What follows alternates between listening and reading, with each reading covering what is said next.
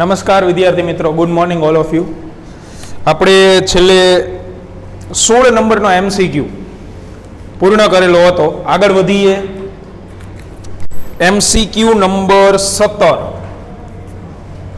એની રકમ જુઓ.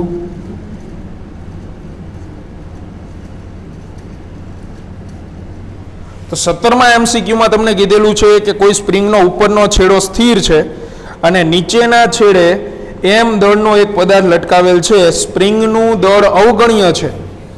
નીચેના છેડાને થોડુંક ખેંચીને છોડી દેતા એમ દળનો પદાર્થ દોલન કરે છે. ત્યારે આવર્તકાળ 3 સેકન્ડ જેટલો છે. 3 સેકન્ડ જેટલો. એટલે સ્પ્રિંગના છેડે જ્યારે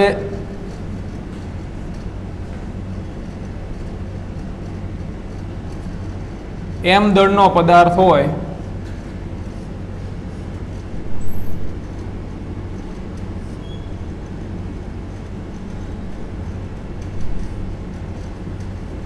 બરોબર, અને આને તમે ખેંચીને મૂકી દો તો આ જે દોલન કરે છે એનો આવર્તકાળ આપેલો છે આપણને T1 બરાબર 3 સેકન્ડ. તો આપણને એટલું યાદ હોવું જોઈએ કે બે પ્રકારના આવર્તકાળ આપણી પાસે હતા. સ્પ્રિંગ આપેલી હોય ત્યારે 2π √m/k અને લોલક હોય ત્યારે 2π √l/g. તો T1 બરાબર 2π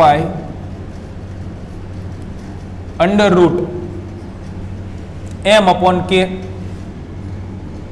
સમીકરણ નંબર 1. હવે શું કીધું છે આપણને કે દળમાં 1 કિલોનો વધારો કરવામાં આવે એટલે અહીંયા છેડે તમે દળ એમ જેટલું તો રાખવાનું જ,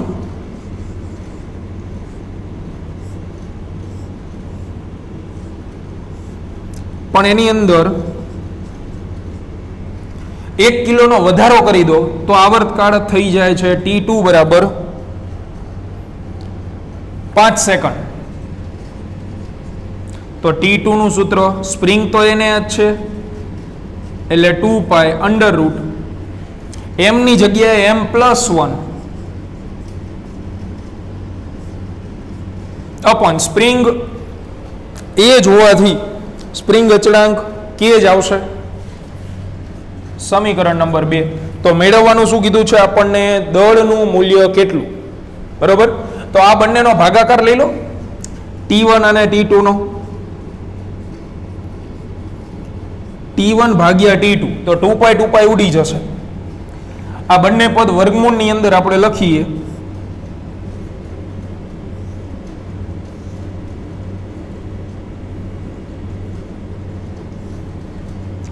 તો m/k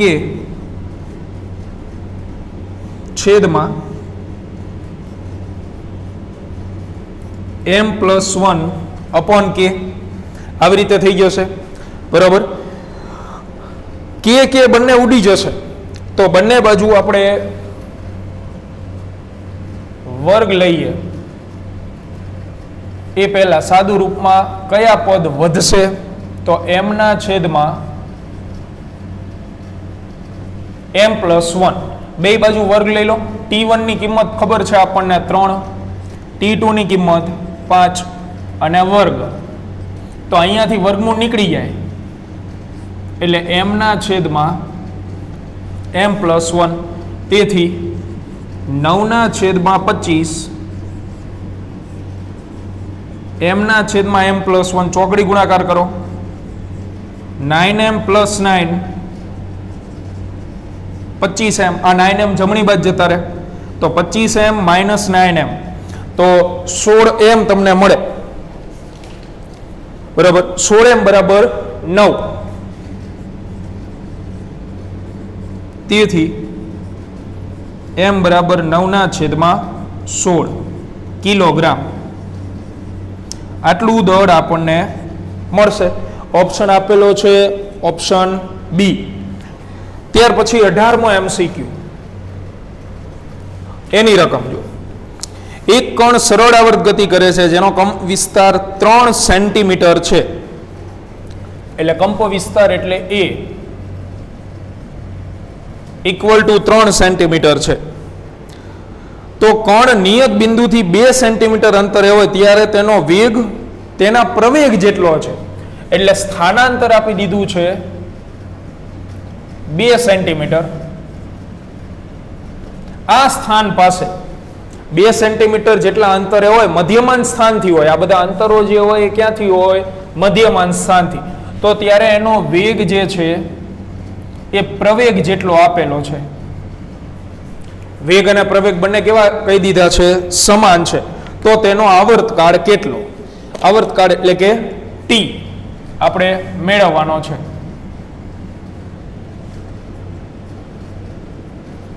તો આની અંદર વેગ અને પ્રવેગનું સૂત્ર આપણે મૂકીશું. એ પણ વિધેય વગરનું, કારણ કે મહત્તમ વેગ કે મહત્તમ પ્રવેગ નથી કીધા. તો વેગનું સૂત્ર હતું આપણી પાસે ઓમેગા વર્ગમૂળમાં a square minus y square equal to, મૂલ્ય લખવાનું એટલે નિશાની લખવાની જરૂર નથી, ઓમેગા સ્ક્વેર વાય. આ રીતે આપણને બે પદ મળે. બેના સૂત્ર આપણે મૂકી દીધા અહીંયા. બે બાજુથી એક વખત ઓમેગા કેન્સલ થઈ જશે એટલે વર્ગમૂળમાં a square minus y square equal to omega into y. બે બાજુ વર્ગ લઈ લો તો a square minus y square equal to omega square y square થશે. કિંમત મૂકીએ આપણે તો a ની કિંમત મૂકો એટલે 9 માઇનસ વાય સ્ક્વેર એટલે 4 ઇક્વલ ટુ ઓમેગા સ્ક્વેર, તો ઓમેગા જગ્યાએ મૂકી દેવાનું 2 પાઈ ટી અને વાય સ્ક્વેર એટલે વળી પાછું 4. તો અહીંયા વધશે 5 equal to 4 pi square T square into 4. અહીંથી આપણે સાદું રૂપ આપીએ એટલે આપણે જવાબ ઓપ્શન ઉપરથી મળશે. 16 પાઈ સ્ક્વેરના છેદમાં 5 છે, વર્ગમૂળ કાઢો એટલે 4 પાઈ અપોન √5 મળે.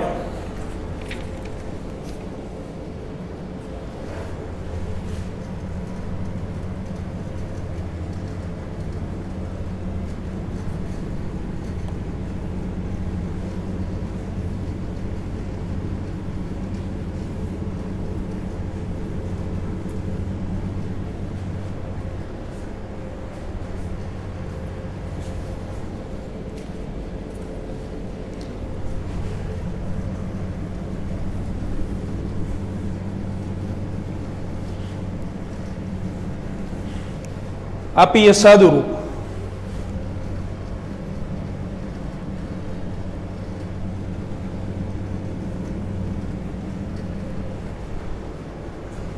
તો ટી સ્ક્વેર એને તમે કરતા બનાવો આ તરફ આવી જશે તો 16 પાઈ સ્ક્વેર છેદમાં 5, તો ટી બરાબર 4 પાઈ છેદમાં √5 સેકન્ડ. આ જવાબ. ત્યાર પછી 19મો MCQ. એક મકાનની છત ઉપર આપણે સાદું લોલક લટકાવેલ છે.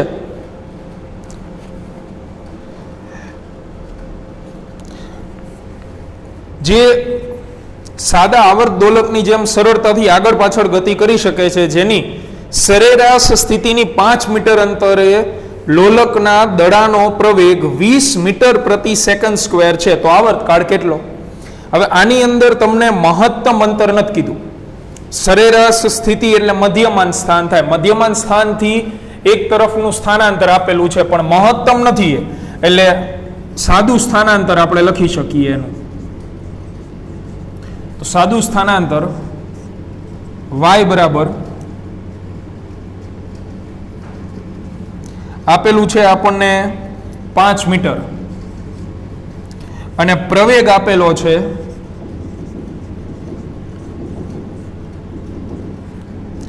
20 મીટર પ્રતિ સેકન્ડ સ્ક્વેર. તો આવર્તકાળ કેટલો? તો પ્રવેગનું સૂત્ર આપણે જાણીએ છીએ. આવર્ત ગતિ કરતા કણ માટે પ્રવેગનું સૂત્ર શું થાય? તો મૂલ્ય લખીએ એટલે ઓમેગા સ્ક્વેર વાય થાય. આમાંથી આપણે ઓમેગા સ્ક્વેર ને કરતા બનાવી દઈએ તો a અપોન વાય. કિંમત મૂકો. a ની કિંમત 20, y ની કિંમત 5 એટલે 4 મળે. તેથી ઓમેગા બરાબર વર્ગમૂળ કાઢીએ તો 2 રેડિયન પ્રતિ સેકન્ડ. આપણે આવર્તકાળ જોતો છે તો ઓમેગાની જગ્યાએ મૂકી દેવાનું 2π અપોન t ઇક્વલ ટુ 2. તેથી t બરાબર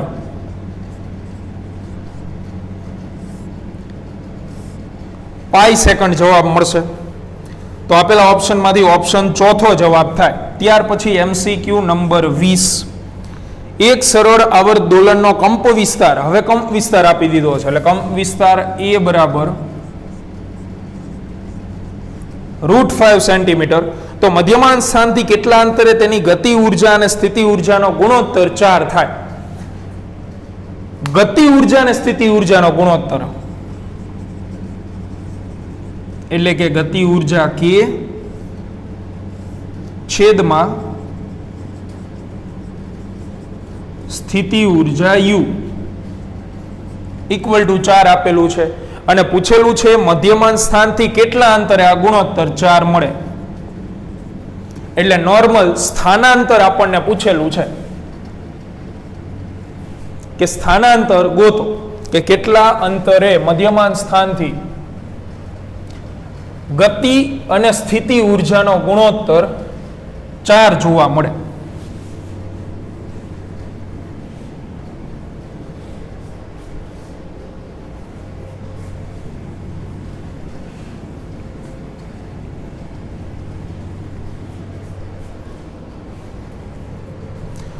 તો હવે તમે આની અંદર બેયના સૂત્ર જાણો છો એ મૂકી દો. ગતિ ઉર્જા છેદમાં સ્થિતિ ઉર્જા ઇક્વલ ટુ 4. તો ગતિ ઉર્જા અને સ્થિતિ ઉર્જાના વિધેય વગરના જે સૂત્રો છે એ આપણે મૂકી દઈએ. વિધેય વગરના સૂત્ર યાદ રખાયા હતા આપણે. ગતિ ઉર્જાનું વિધેય વગરનું સૂત્ર હતું 1/2 k કૌંસમાં a square minus y square. અને સ્થિતિ ઉર્જાનું વિધેય વગરનું લખાવેલા જ છે ચેપ્ટરમાં. આપણે જે મહત્વના સૂત્ર લખાયા હતા ને એમાં તો 1/2 ky સ્ક્વેર ઇક્વલ ટુ 4. તો 1/2 cancel, k cancel,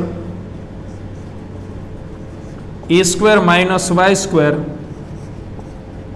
upon y square equal two 4. y square સામે ગુણાય તો a square minus y square equal two 4y square. તેથી a સ્ક્વેર બરાબર 5y સ્ક્વેર થઈ જાય. બરાબર, y સ્ક્વેર આ બાજુ આવતું રહે. હવે આપણે આમાંથી y મેળવવાનો છે તો y સ્ક્વેર બરાબર a સ્ક્વેરના છેદમાં 5. એ કેટલો છે આપણી જોડે? √5. તો √5 નો વર્ગ અને છેદમાં 5 તો √5 નો વર્ગ 5 થઈ જાય. તો 5 ના છેદમાં 5 એટલે 1. આ y સ્ક્વેર મળે એનું વર્ગમૂળ લો એટલે y બરાબર 1. તો આમાંથી 1 સેન્ટીમીટર અંતરે આપણને ગતિ ઉર્જા અને સ્થિતિ ઉર્જાનો ગુણોત્તર કેટલો મળશે? 4 મળશે. ત્યાર પછી જુઓ 21 નંબરનો MCQ.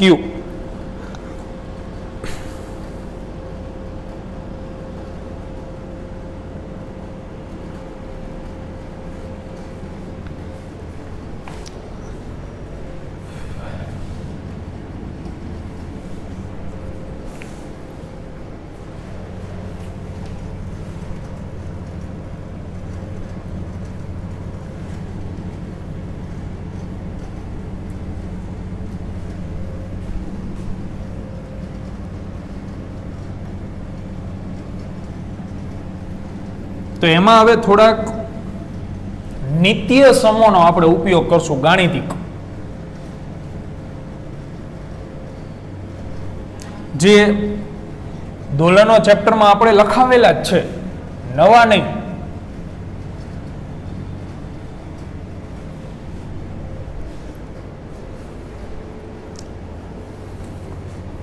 તો 21 નંબરના MCQ માં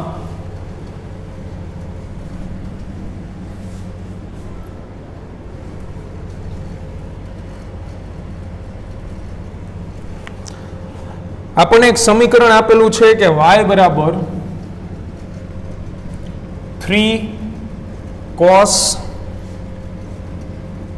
π/4 માઇનસ 2 ઓમેગા ટી. તો કર્ણની ગતિ કયા પ્રકારની થાય? હવે એક વસ્તુ છે કે સાઇન અને કોસ વિધેય હોય તો સાઇન ને કોસ વિધેય તો સરળ આવર્ત ગતિ દર્શાવશે, બરાબર. કારણ તો આપણે ચેપ્ટરની અંદર સાઇન અને કોસ વિધેય સિવાય બીજું કંઈ આવતું જ નથી. સ્થાનાંતરનું સમીકરણ કોસ મુજબ, વેગનું માઇનસ સાઇન મુજબ, પ્રવેગનું માઇનસ કોસ મુજબ. વર્ગ નથી આવતા, સાઇન વર્ગ, કોસ વર્ગ. ગતિ ઉર્જા, સ્થિતિ ઉર્જા તો અમથી અદિશ રાશિ છે, એમાં વર્ગ આવે તો એનો કોઈ મિનિંગ નથી. હવે આપણી પાસે જે સ્થાનાંતરનું સમીકરણ છે એ જો આપણે અહીંયા રફકામમાં લખીએ તો સ્થાનાંતરનું નોર્મલ સમીકરણ શું છે કે y બરાબર a cos ઓમેગા ટી વત્તા ફાઈ. આવું સ્થાનાંતરનું સમીકરણ છે. આ બંનેને તમે સરખાવી શકો. એ તરીકે 3 વિધેય કોસ જ છે, બરાબર. હવે પ્રશ્ન ક્યાં ઉત્પન્ન થાય છે કે આ 2 ઓમેગા ટી જે છે એ અહીંયા માઇનસ છે અને અહીંયા ઓમેગા ટી વાળું પદ એ કેવું છે? ધન છે. તો હવે આમાં આપણે થોડોક એવો ફેરફાર કરીશું કે આ બંને પદને હું ઉલટ સુલટ કરી નાખું. તો આપણે એવું લખાવેલું છે ફેર બુકની અંદર, જે બાળકે બનાવેલી હોય એને ખબર હોય કે cos of minus theta equal to શું થાય? cos theta. cos વિધેય ઋણ નિશાનીને ચાવી જાય છે, સાઇન વિધેય ઋણ નિશાનીને બહાર ઓકી દે છે, એવું આપણે લખાવેલું જ છે. એનો ઉપયોગ અહીંયા કરાય. આને ઓલા જેવા વિધેયમાં ફેરફાર કરવા માટે y બરાબર 3 cos, આમાંથી હું માઇનસ નિશાની કોમન કાઢું તો અંદર વધશે 2 ઓમેગા ટી માઇનસ π/4.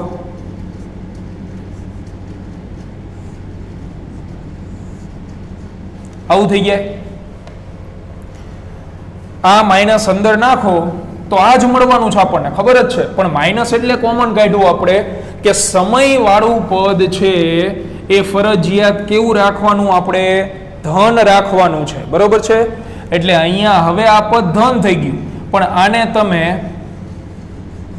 જો એઝ અ થીટા તરીકે કન્સિડર કરતા હોય તો આગળ વિધેય છે કોસ, કોસ વિધેય આ ઋણ નિશાની ચાવી જશે.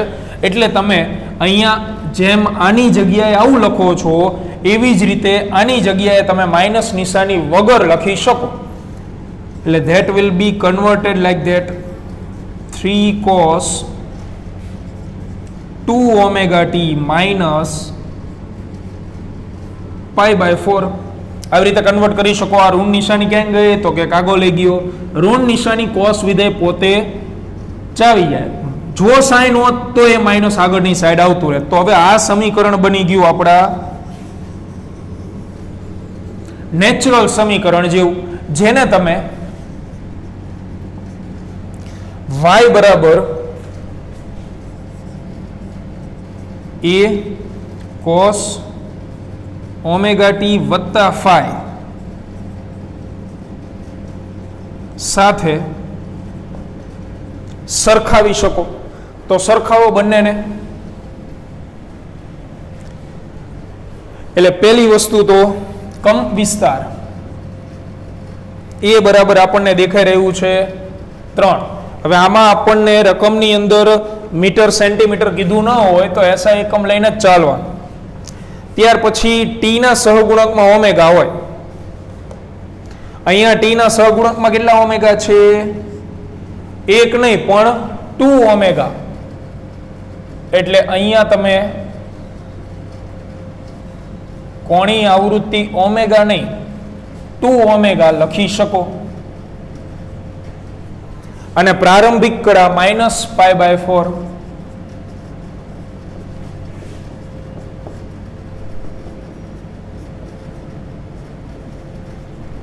બરોબર છે. તો હવે પહેલી વસ્તુ તો આ બંને સમીકરણ મેચ થાય છે એટલે એનો મીનિંગ કે અહીંયા સરળ આવર્ત ગતિ તો થશે જ.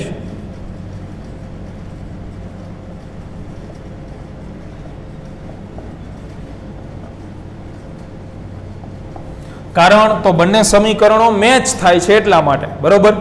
હવે પ્રશ્ન એ છે કે ઓપ્શનની અંદર તમને આવર્તકાળ આપેલા છે બે ઓપ્શનમાં, તો કયો આવર્તકાળ સાચો ગણાય? તો આવર્તકાળનું ગુજરાતીમાં સૂત્ર એના માટે કોણીય આવૃત્તિનું આપણે લખીએ. તો કોણીય આવૃત્તિનું સૂત્ર શું છે? 2π છેદમાં આવર્તકાળ. તો આવર્તકાળ ગોતવા માટે આવર્તકાળને કરતા બનાવો. તેથી આવર્તકાળ ઇક્વલ ટુ 2π ના છેદમાં કોણીય આવૃત્તિ. તો 2π ના છેદમાં બોલો કોણીય આવૃત્તિ કેટલી આપણને મળે છે આ સમીકરણમાં? તો કે કોણીય આવૃત્તિ 2 ઓમેગા મળે છે. તો બગડો બગડો કેન્સલ થઈ જશે એટલે આવર્તકાળ ટી બરાબર થઈ જશે π/ω. એટલે આપેલા ઓપ્શનમાંથી જવાબ સાચો ગણાય ઓપ્શન બી કે π/ω આવર્તકાળ વાળી સરળ આવર્ત ગતિ થશે. બરાબર. સરળ આવર્ત ગતિ સાઇન અને કોસ વિધેય દર્શાવે. આ યાદ રાખવું. સાઇન વર્ગ, સાઇન ઘન, એની ચર્ચા મેં અગાઉ તમને કીધું હતું કે આપણે લાસ્ટમાં કરશું. એટલે એના પછીનો MCQ છે એમાં સાઇન ઘન છે, તો એની ચર્ચા આપણે છેલ્લે અલગથી કરવાની જ છે કે ભાઈ સાઇન ને કોસ વિધેય તો આપણે ગણી ગયા. બરોબર. પણ સાઇન વર્ગ હોય, સાઇન ઘન હોય, કોસ વર્ગ હોય, કોસ ઘન હોય, તો ત્યારે કઈ રીતે નક્કી કરવાનું એના MCQ આપણે છેલ્લે ગણશું. એટલે 22 નંબરનો MCQ મૂકી દો. MCQ નંબર 23 ઉપર ધ્યાન આપો.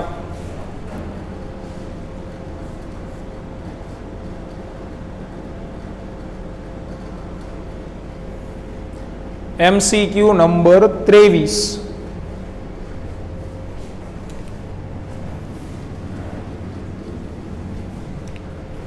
એમાં ધ્યાન કેન્દ્રિત કરો.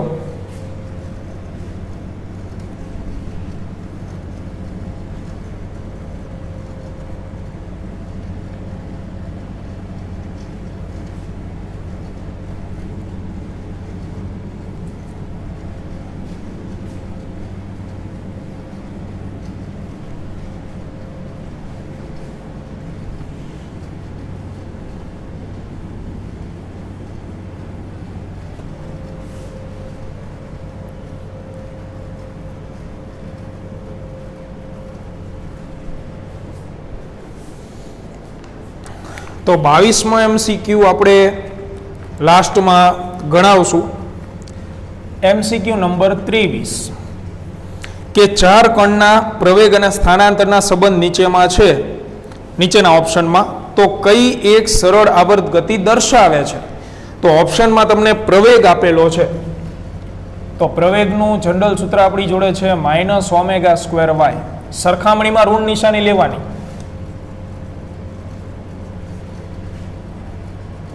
સાથે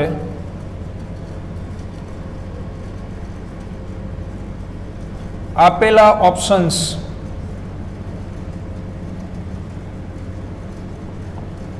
સરખાવો. તો ઓપ્શન એ, અહીંયા એમને x લીધું છે, a બરાબર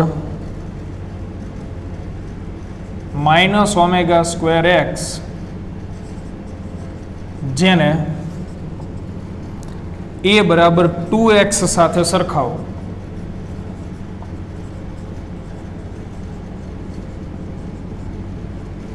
તો માઇનસ ઓમેગા સ્ક્વેર બરાબર 2 મળે, તો ઓમેગા સ્ક્વેર બરાબર -2 મળે. અગાઉ આપણે ચર્ચા થઈ હતી કે કોઈ પણ પદનો વર્ગ ક્યારે ઋણ હોઈ શકે નહીં, એટલે જે શક્ય નથી. ઓપ્શન બી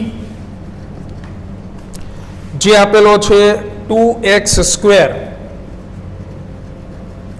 તો માઇનસ ઓમેગા સ્ક્વેર એક્સ ને 2x સ્ક્વેર સાથે સરખાવો.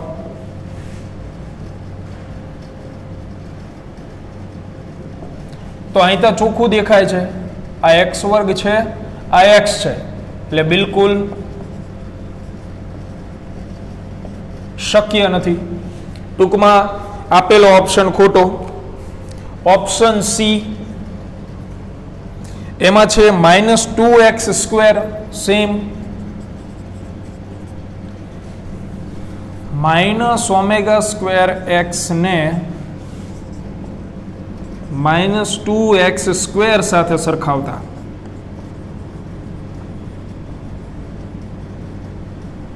તો અહીંયા પણ એવો જ લોચો છે. x નો શું આપેલો છે? વર્ગ.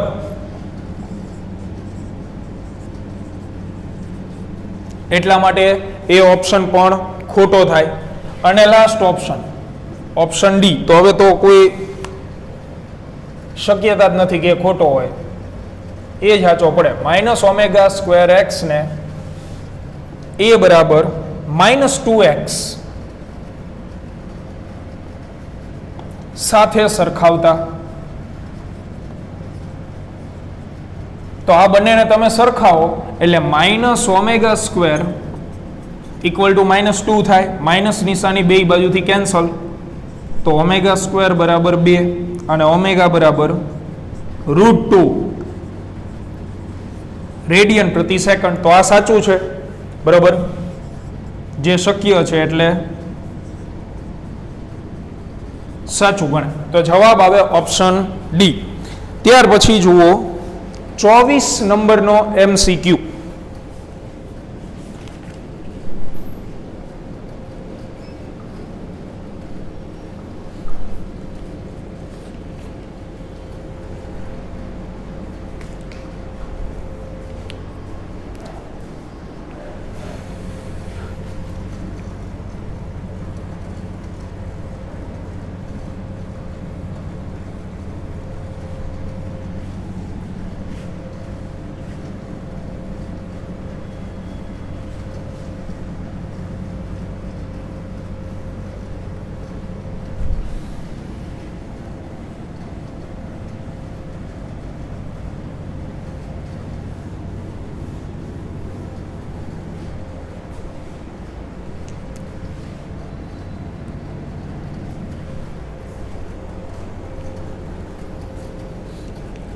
તો MCQ number 24.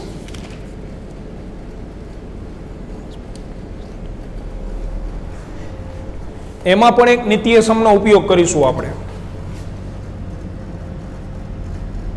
cos π/2 plus theta હોય તો આ બધું આપણે ભણાવી ગયા છીએ. અપડેટ વર્ઝન ખાલી યાદ કરાવી દઈએ. π/2 નો ગુણાક હોય તો વિધેય બદલાય, વિધેય બદલાય એટલે cos નું થઈ જશે sin. π/2 પ્લસ એટલે કયું ચરણ? તો π/2 પ્લસ એટલે બીજું ચરણ હતું. બીજા ચરણમાં cos વિધેય કેવું હોય? ઋણ હોય, એટલે માઇનસ અને થીટાની જગ્યાએ થીટા. એટલે આ બધી બાબતોનો ઉપયોગ આવે છે. તો જુઓ 24 નંબરનો MCQ. એની અંદર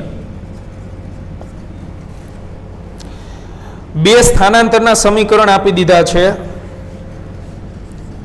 y1 બરાબર 0.1 sin 100πt પ્લસ π/3, જ્યારે y2 બરાબર 0.5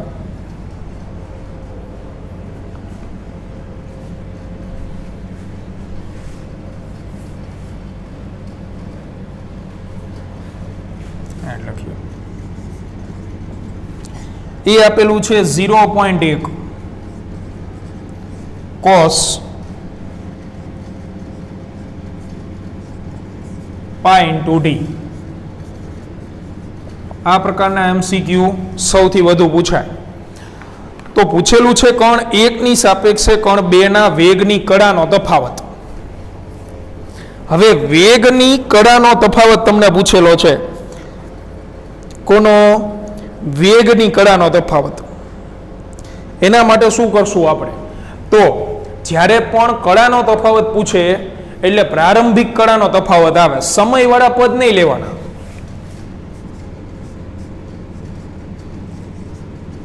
બંને કણના વેગની પ્રારંભિક કળાનો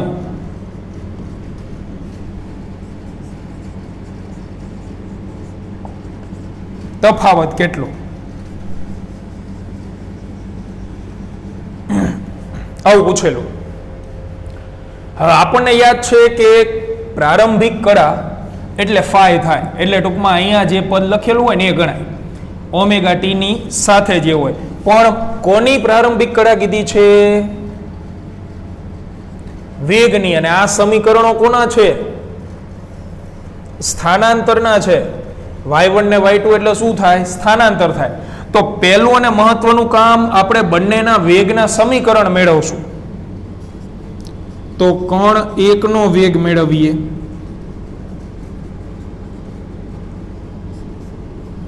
v1 બરાબર. તો v1 બરાબર મિત્રો શું લખાય?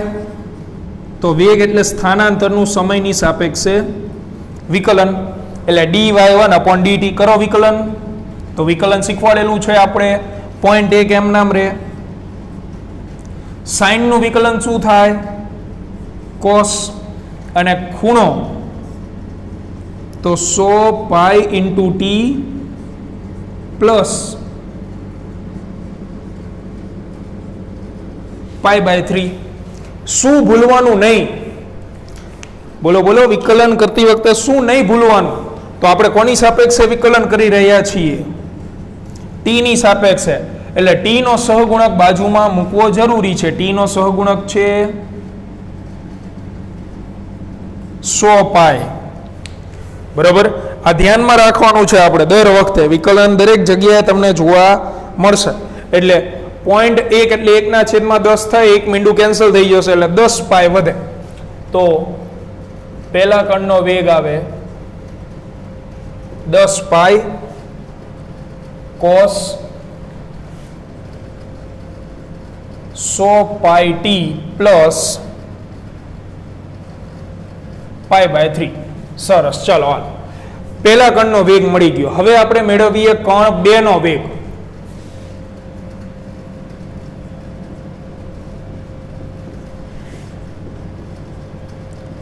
તો v2 equal to dy2 upon dt. એટલે વિકલન કરીએ આનું. તો 0.1 એમ નામ. પછી આપણે કીધેલું છે ઋણ નિશાની આવે કાઉન્સ કરવાનો, કોસ નું વિકલન થાય. માઇનસ સાઇન એટલે કાઉન્સ આવે, નહીતર શું થઈ જાય? અર્થનો અનર્થ થઈ જાય. એટલે કોસ નું વિકલન માઇનસ સાઇન ખૂણા તરીકે પાઈ ઇન્ટુ ટી.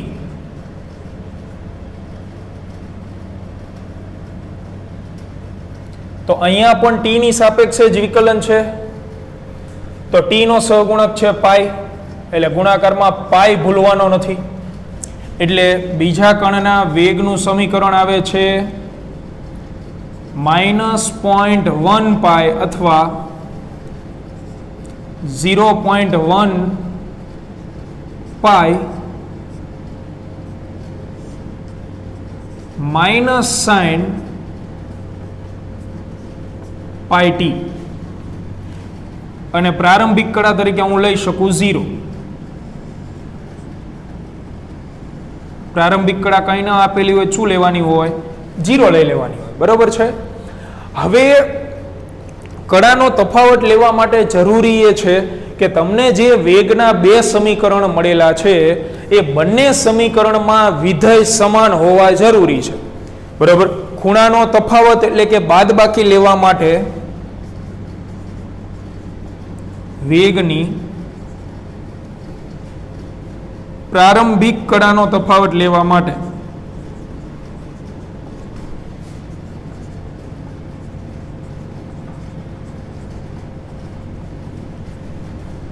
V1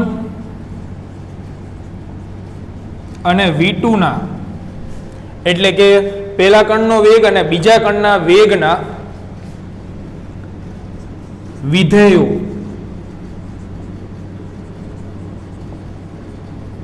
સમાન હોવા જરૂરી છે. તમને એમ કે sin 30 અને cos 30 આમનો કળાનો તફાવત તો ન કહી શકાય, કારણ કે વિધેય અલગ અલગ છે. પણ જો એમ કહેવામાં આવે કે sin 30 અને sin 60 આમની કળાનો તફાવત, કળા એટલે ખૂણો, તો ખૂણો આવી રહ્યો. આનો તફાવત તો કે 60 - 30 ડિગ્રી, આને કળાનો તફાવત કહેવાય સાદી ભાષામાં. પણ આવું તમે ક્યારે કરી શકો? 60 - 30 બંને વિધેયો કેવા હોવા જોઈએ? સમાન હોવા જોઈએ. ન હોય તો નિત્યસમનો ઉપયોગ કરો. નિત્યસમ આપણે શીખવાડેલા જ છે. આ નિત્યસમ આ જે છે એ કઈ રીતે આવ્યું એ આપણે નાની નાગણી જે ભણાવી હતી એના ઉપરથી આ મળે, બરાબર. તો વિધેય સમાન કરવા એને જ નીટ અને જેડબલી કહેવાય. જો સરખા જ મળતા હોય વિધેય તો ગુજરાત બોર્ડનો MCQ થઈ ગયું નોર્મલ. હવે આમાં તકલીફ શું થઈ કે અહીંયા કયું વિધેય છે? માઇનસ સાઇન V2 પાસે, અને V1 પાસે કયું વિધેય છે? તો cos. તો હવે શું કરશું આપણે? તો એવું કંઈક કરી કે ભાઈ cos ને કાં તો માઇનસ સાઇનમાં કન્વર્ટ કરી દો, અથવા માઇનસ સાઇનને કોસમાં કન્વર્ટ કરી દો. તો માઇનસ સાઇનને કોસમાં કન્વર્ટ કરી શકાય કે માઇનસ સાઇન થીટા, પરંતુ માઇનસ સાઇન થીટા જગ્યાએ શું લખી શકાય? કોસ π/2 પ્લસ થીટા આ લખી શકાય. તો અહીંયાથી છે ને માઇનસ સાઇન આપણે કાઢી નાખીએ અને એની જગ્યાએ લખી દઈએ કોસ વિધેય. એટલે બીજા કણનો વેગ V2 બરાબર મળે 0.1 પાઈ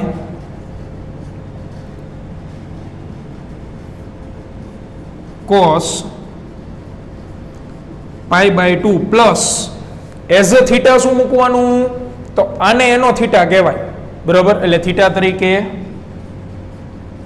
πt પ્લસ 0.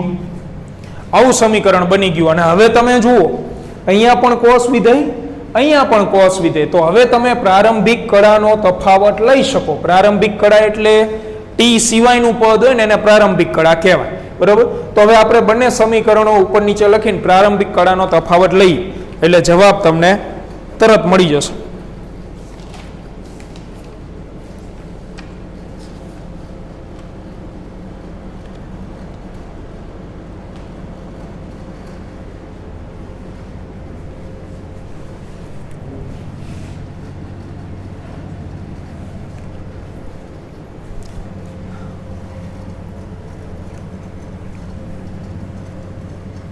તો જ્યાં સુધી વિધેય સરખા ન હોય ત્યાં સુધી તમે કળાનો તફાવત બિલકુલ લઈ શકો નહીં.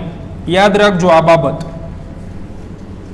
ન સરખા હોય તો એને આપણે કોઈ પણ ગાણિતિક ઓપરેશન કરીને સરખા કરવા પડે, ફરજિયાત. તો હવે આપણી જોડે V1 ને V2 નું સમીકરણ છે. એટલે V1 ની પ્રારંભિક કળા φ1 ઇક્વલ ટુ શું લખાય? તો π/3. ઉતાવળ નહીં કરવાની.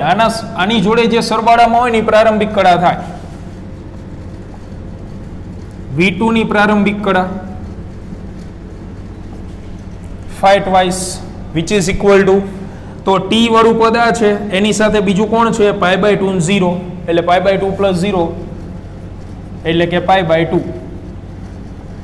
આનો તફાવત લઈ તેથી કડા તફાવત φ2 માઇનસ φ1. જ્યારે કડાનો તફાવત કહે તો પ્રારંભિક કડાનો તફાવત જ સમજવાનો, એ રકમમાં ક્લેરિફાય નહીં કરે, એ ખાલી કડા તફાવત જ પૂછશે. આપણે યાદ રાખવાનું પ્રારંભિક કડા જ લેવાની છે. π/2 માઇનસ π/3, તો લસા આવશે 6, અહીંયા 3 ગુણાય 3π માઇનસ 2π ઇક્વલ ટુ π/6 રેડિયન. તો ઓપ્શન આવશે π/6 પહેલો. 25માં MCQ ગઈકાલે આપણે કરી ગયા હતા, બરોબર છે. 26માં બંધ કર જલ્દી ફટાફટ. 26માં MCQ તો એ મોટો પડશે કારણ કે સમય થવા આવેલો છે. 27માં MCQ એ થઈ જશે. 27મો ગણી કાઢીએ.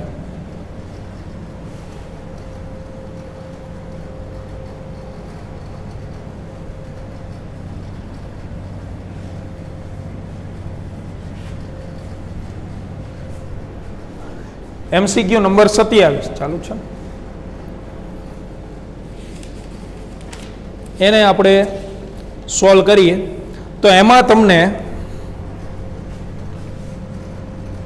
25મો થઈ ગયો છે, 26મો નેક્સ્ટ લેક્ચરમાં કરાવશું.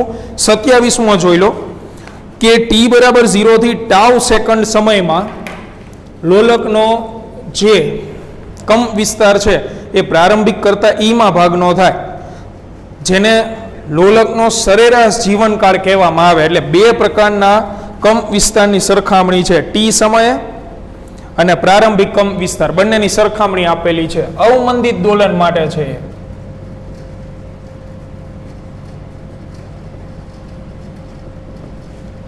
ટી સમયે કંપ વિસ્તાર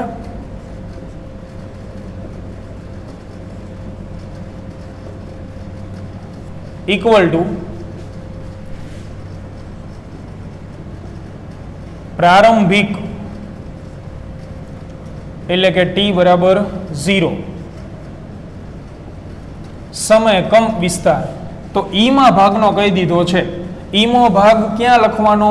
પ્રારંભિક આગળ, કારણ કે રકમમાંથી તમે કરતા શબ્દ ગોતશો એટલે 1/e. હવે બેના કંપ વિસ્તારનું સૂત્ર તો a × e⁻⁻²